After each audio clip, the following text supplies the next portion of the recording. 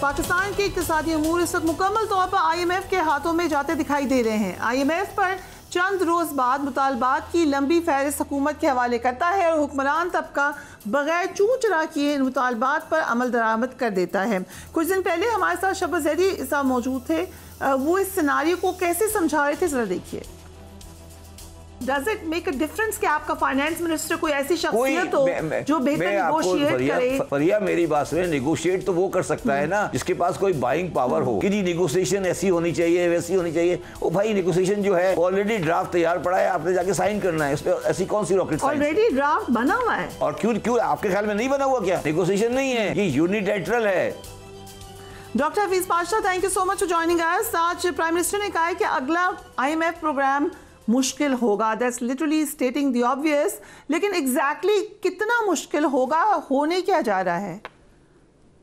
بسم اللہ الرحمن الرحیم۔ دیکھیے جو پروگرام آنے والا جو ہے جسے ہم کہتے ہیں ایکسٹینڈڈ فنڈ فیسلٹی، 3 سال کے لیے ہوتا ہے، اور آخری مرتبہ ہم 2019 میں گئے تھے اس طرح کے پروگرام میں، اور یہ چلتا رہا 2022-23 تک، اور اس میں ہمیں کوئی کامیابی نہیں ہوئی، اس لیے کہ پی ڈی ایم کی جو حکومت تھی وہ پیچھے ہٹ گئی اس پروگرام کی امپلیمنٹیشن سے۔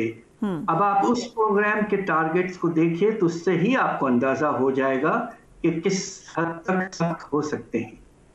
اور دوسری طرف آپ دوسرے ملکوں کا بھی دیکھیے جن کے حالات پاکستان سے ملتے جلتے ہیں، جن کے پاس اس وقت آئی ایم ایف پروگرام ہے، جس طرح سری لنکا ہے اور کچھ حد تک اب بنگلہ دیش بھی مشکلات میں آ چکا ہے۔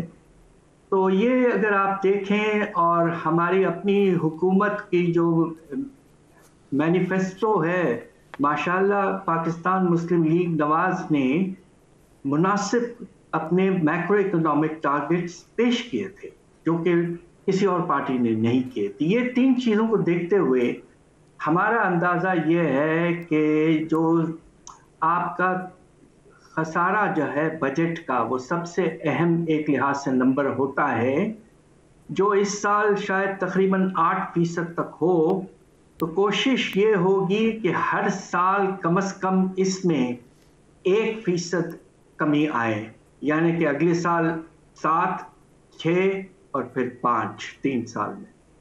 دوسری طرف آپ کرنٹ اکاؤنٹ کا خسارہ جو ہے، تجارتی خسارہ جو ہے، جو اللہ کے فضل سے اس وقت بہت کم ہے، وہ بھی اگلے سال 1% ہوگا جی ڈی پی کا رکھا جائے گا، اس سے آگے گنجائش نہیں ہے، تھوڑا تھوڑا بڑھے گا، اور شاید آخری سال جا کر 3 سال کے پروگرام میں 1.5% ہو سکتا ہے۔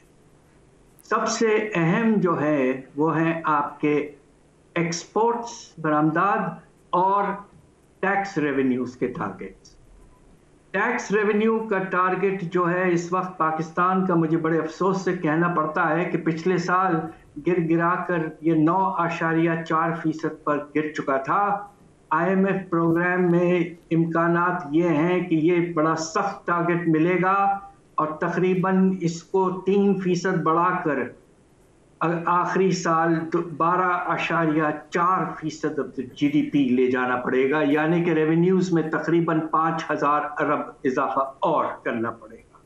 یہ ایک لحاظ سے سب سے چیلنجنگ ٹارگٹ۔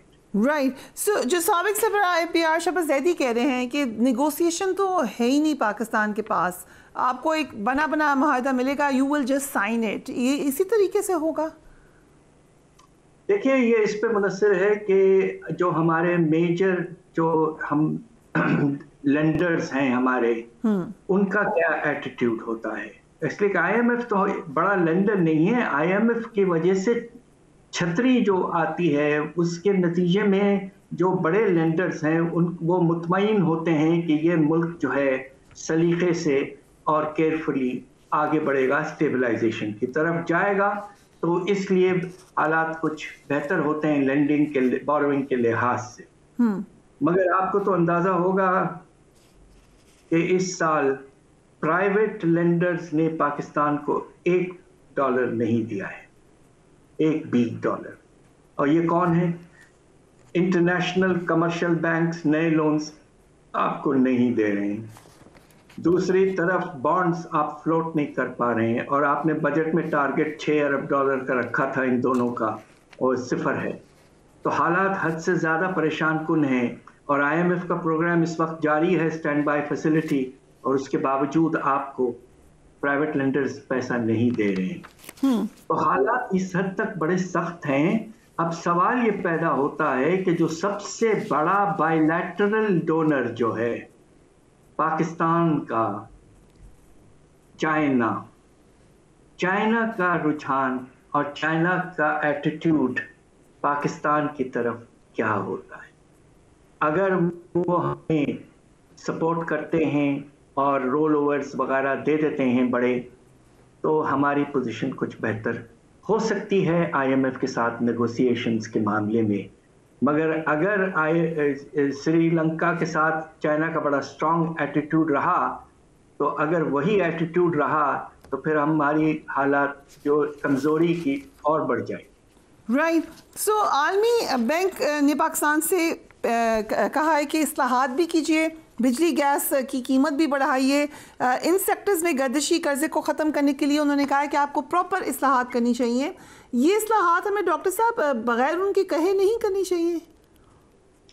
देखिए, इस्लाहात के मानी ये नहीं है कि हर मर्तबा हर 2 महीने 3 महीने के बाद आप 40-50% बढ़ा दें टैरिफ्स। देखिए, हो ये रहा है कि हम एक विशेष सर्कल में फंस गए हैं। जब आप टैरिफ्स इतना नुमाया तौर पर बढ़ाते हैं तो उससे जो डिमांड है वो कम हो जाता है, कंजम्पशन कम हो जाता है और चोरी में इजाफा होता है, इसलिए कि कॉस्ट बढ़ जाता है, और उसके नतीजे में फिर आपका जो फिक्स कॉस्ट है पर यूनिट बढ़ जाता है। तो ये तो एक विशेष सर्कल है। पॉलिसी कुछ और होनी चाहिए। पॉलिसी ये नहीं है कि आप बस बढ़ाते जाएं टैरिफ्स। पॉलिसी ये है कि रुझान इस पर होना चाहिए कि पाकिस्तान में लॉसेस दुनिया के तकरीबन सबसे ज़्यादा हैं। लॉसेस पावर सेक्टर 23%, एवरेज दुनिया में 10 या 11% होता है। इनको कम करें।